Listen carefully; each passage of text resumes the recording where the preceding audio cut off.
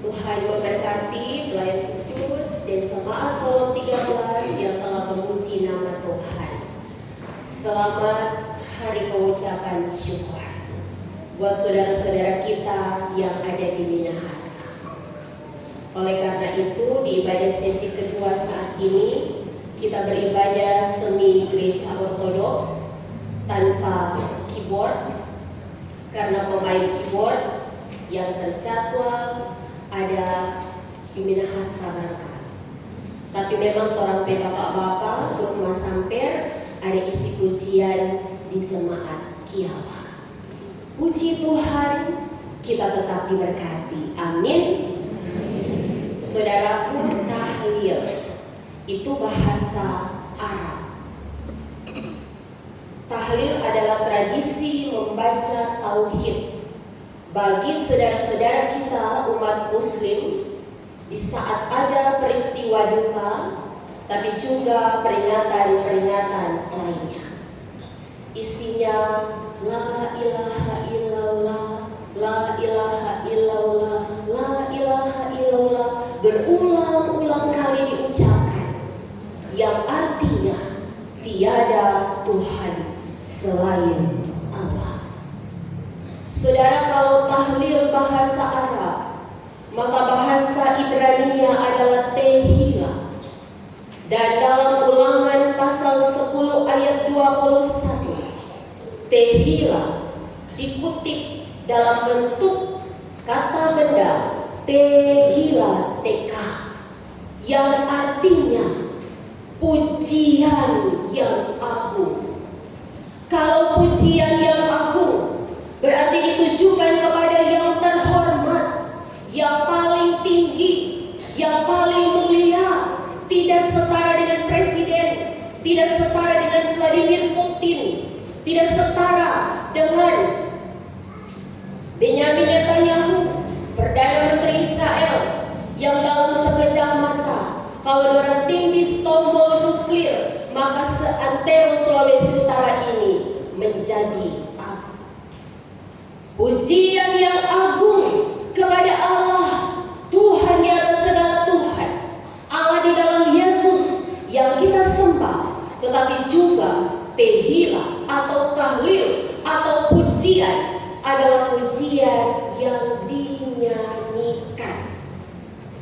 Saudara yang dikasihi Tuhan, Ulangan pasal 10 ini ayat 12 sampai ayat 22 adalah pidato terakhir Nabi Musa bagi bangsa Israel generasi kedua di perbatasan sebelum memasuki tanah perjanjian atau tanah Kanaan. Mereka berada di dataran Moab di dekat gunung Nebo. Nabi Musa memberikan pesan, memberikan peringatan kepada umat yang generasi kedua, di mana generasi pertama yang keluar dari Mesir sangkos mati. Tinggal yang hidup adalah Musa, Yosua, dan Kaleb. Tak tinggal yang lahir di padang gurun.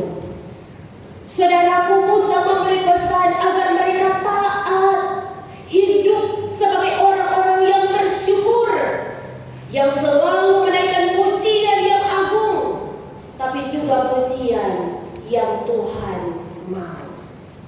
Saudaraku, mengapa pesan ini disampaikan kepada bangsa Israel?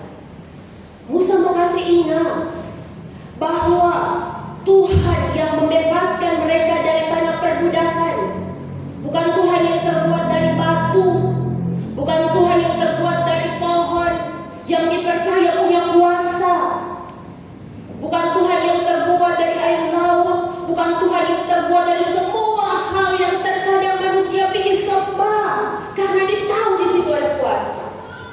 Tetapi Tuhan yang membuat mujizat, air menjadi tawar di Mara, air yang pahit boleh diminum karena orang Israel so aus. Tuhan buat mujizat, membuatnya menjadi tawar. Tuhan yang menurunkan roti mana dari langit saat orang Israel kelaparan. Ciri-ciri semua itu roti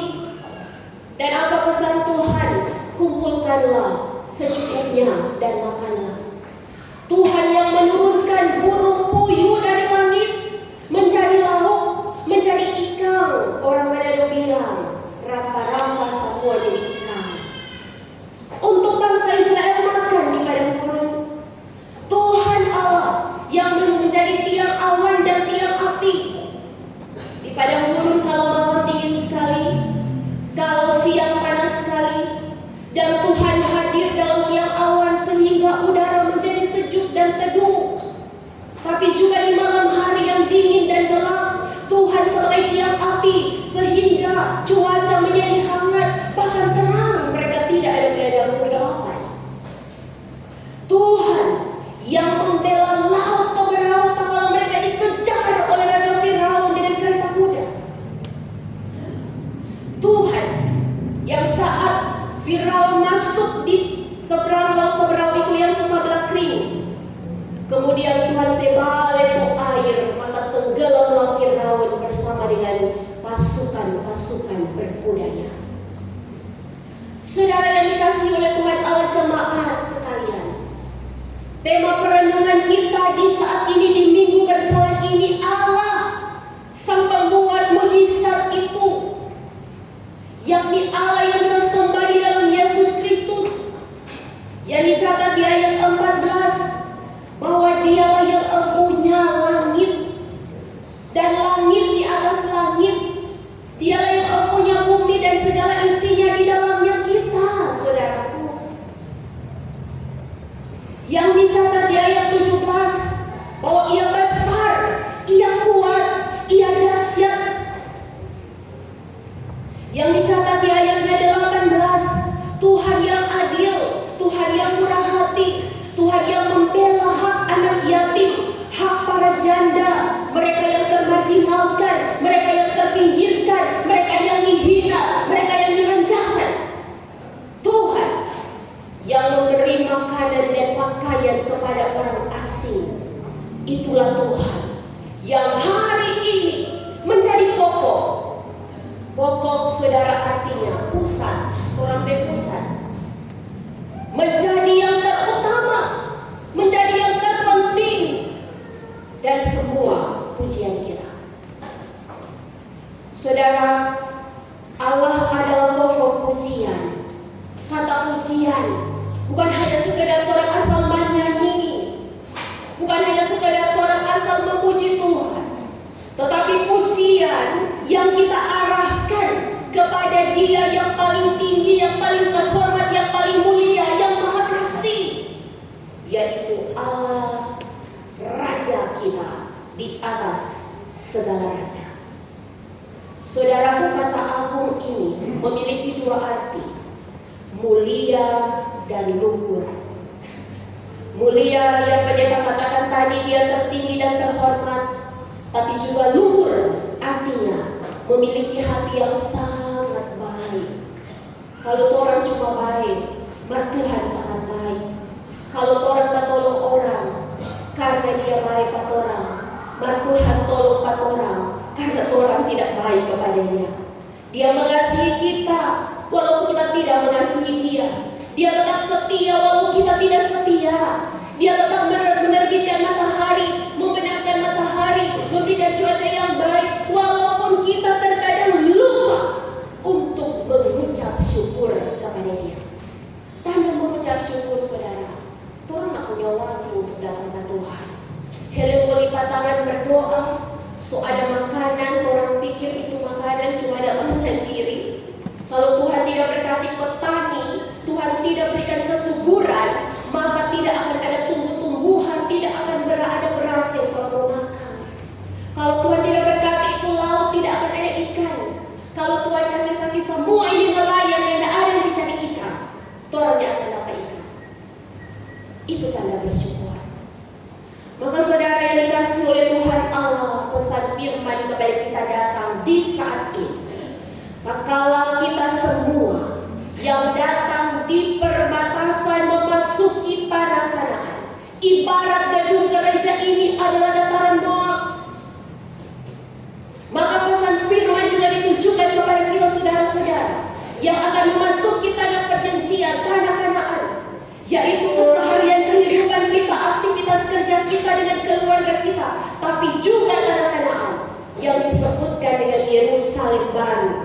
di mana di sana tidak ada sakit, tidak ada air mata, tidak ada lagi duka cita, yang ada hanyalah sukacita. Saudaraku, pesan firman yang pertama adalah sebelum pendeta ditempatkan di jemaat ini, pendeta sudah dengar tentang lahai-lahai. Tiap kali lomba-lomba paduan suara dari zaman dulu sampai sekarang, walaupun saingan banyak, tetap masih juara. Barusan di lomba wilayah juara 1 oleh paduan suara lahai. Gagah sekali pun orang tahu zamannya ini. Bukan hanya paduan suara, tapi juga Mas Samper, banyak hal, banyak sekali penyanyi yang bertalenta di jemaat ini. Tapi pertanyaannya, apakah dalam peribadatan kita, di ibadah kolom, di ibadah mitra, di ibadah minggu, orang juga menyanyi seperti saat akan berlomba? Apakah dipersiapkan? Atau yang penting kita sudah tahu menyanyi, pas mau berdiri jadi kantoria. Yang penting kita sudah tahu main musik, pas mau main ke musik. Yang penting kita sudah jadi penatua, sudah jadi diaken, sudah jadi pendeta dan tahun-tahun. Nanti di mimbar baru kita pikir apa tuh yang mau dimanyanyi akak. Saudara, sekali lagi firman Tuhan mau kasih ingat orang, bahwa kalau kita menjadikan Allah sebagai pokok pujian yang terutama, yang terpenting, kita tidak akan asal menyanyi. Semua harus pakai persiapan, harus pakai latihan. Seperti juga puji-pujian yang disampaikan oleh golong, oleh Bipra saat kita memberi diri di altar Tuhan ini. Saudara, altar Tuhan ini adalah mezbah. Di bait Allah, di minggu lalu pendeta katakan, mezbah adalah tempat yang ditinggikan untuk meletakkan korban yang tidak bercacat celah, kambing, domba, burung merpati yang tidak bercacat celah bagi Tuhan. Sehingga semua kita yang berdiri di altar Tuhan ini, di mezbah Tuhan ini, seharusnya mempersembahkan yang terbaik. Mau menyanyi, penanggung jawab, kantoria, pemain keyboard, operator LCD, puji-pujian kolom Bipra, itu adalah korban yang tidak bercacat celah yang kita letakkan di tempat yang tertinggi, di mezbah bagi Tuhan. Tuhan siapa? Sekali lagi, Tuhan di atas segala Tuhan, pemilik langit dan langit di atas langit, Tuhan yang membuat mujizat, Tuhan yang dahsyat, Tuhan yang mengasihi kita, yang membela semua yang dilakukan yang tidak adil bagi kita. Itu pesan yang pertama. Jemaat yang diberkati dengan karunia talenta menyanyi yang luar biasa, mari kita mulai lagi mengintrospeksi diri untuk saat kita memuji Tuhan, kita persiapkan, sebab dasar pujian kita adalah Allah. Dia agung dan mulia. Pesan firman yang kedua, bahwa pujian yang agung itu bicara tentang relasi atau hubungan, bukan hanya vertikal kita dan Tuhan, tapi juga horizontal antara kita dengan sesama kita. Pujian itu artinya bukan hanya di bibir, tapi di perbuatan. Orang menyanyi lagu rohani, orang memuji Tuhan, tapi orang merendahkan orang lain. Orang memuliakan Tuhan dengan pujian, tapi orang menghina, mencari kesalahan, mencari kekurangan orang lain. Orang goreng sana jadi ikan goreng sos. Saudara, pujian yang agung adalah tentang bagaimana kita memiliki relasi yang baik dengan Tuhan, tapi juga dengan sesama. Tak kala istri sudah mengurus rumah dengan baik, sobat cuci, sobat masak, sobat nyimpan, sobat anak-anak, suami hormati, hargai, beri pujian, mungkin bukan dengan perkataan, tapi dengan perlakuan yang mengasihi dan menghargai apa yang istri lakukan. Suami yang bekerja keras setiap hari, apa yang harus dilakukan oleh istri, hormati. berkati, beri tempat, hargai, mau sedikit, mau banyak yang dia bawa pulang. Itu pujian, itu relasi. Pujian yang agung, di mana Allah adalah pokoknya. Saudara, sekali lagi, pujian yang kedua adalah relasi yang baik, bukan hanya dengan Tuhan, tapi juga dengan sesama. Seperti juga anak-anak sekolah minggu di bulan peduli anak, kita beri pujian kepada mereka. Kita beri pujian kepada guru-guru sekolah minggu yang telah memberi waktu tidak mudah, saudaraku. Jemaat Lairoi 1000 sekian jiwa yang hadir sekolah minggu cuma sekitar 40-50 kalau Pena Tua aja laporkan. Kau yang lain ada di mana? Orang tua ikut tidur. Saudara, hari ini mari kita membangun relasi yang indah dengan Tuhan, tapi juga dengan sesama. Itulah pujian. Pesan firman yang ketiga adalah mari kita memuji Tuhan, bukan karena kita diberkati banyak. Terkadang orang memberi persembahan karena orang banyak doi. Orang memberi persembahan karena Pak ulang tahun. Orang memberi persembahan karena diberkati dengan berbagai hal.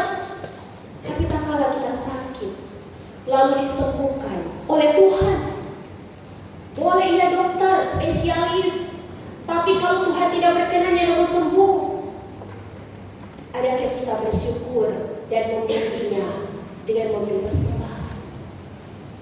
Tak kala rumah tangga kita dipulihkan Tuhan, tak kala anak-anak kita lulus sekolah, tak kala semua yang baik Tuhan beri, saudaraku, kita bersyukur, kita memuji Tuhan bukan karena kita banyak diberi oleh Tuhan, tapi karena Allah yang besar, yang dahsyat, yang perkasa itu tetap peduli kepada kita yang kecil ini.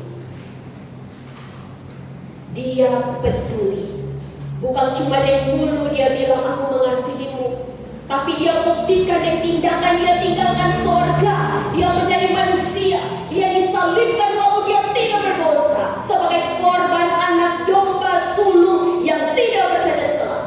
Sehingga pengampunan dosa dalam kekristenan hanya berlaku sekali untuk selama-lamanya. Nyanda perlu tuh idul ada, nyanda perlu tuh pemberian korban setiap tahun. Mesti mau potong korban cuma satu kali, yakni darah Yesus di kayu salib. Saudaraku, sekali lagi, mari kita memuji Tuhan, bukan karena kita diberkati banyak, tetapi karena iman kita berkata, Allah yang besar itu tetap peduli kepada kita yang kecil ini. Saudara jemaat Tuhan memancing ikan di tepi Pantai Los, dapat satu marpai besar sekali. Hidup benar itu bukan soal gengsi, supaya orang mulia dia rajin beribadah, tetapi hidup benar adalah takut akan Tuhan dan memiliki hati yang bersih. Scroll TikTok sampai lupa waktu, baterai habis tinggal 1%. Jangan lupa Tuhan di hatimu, bukan cuma saat presentasi atau mau bikin konten. Amin.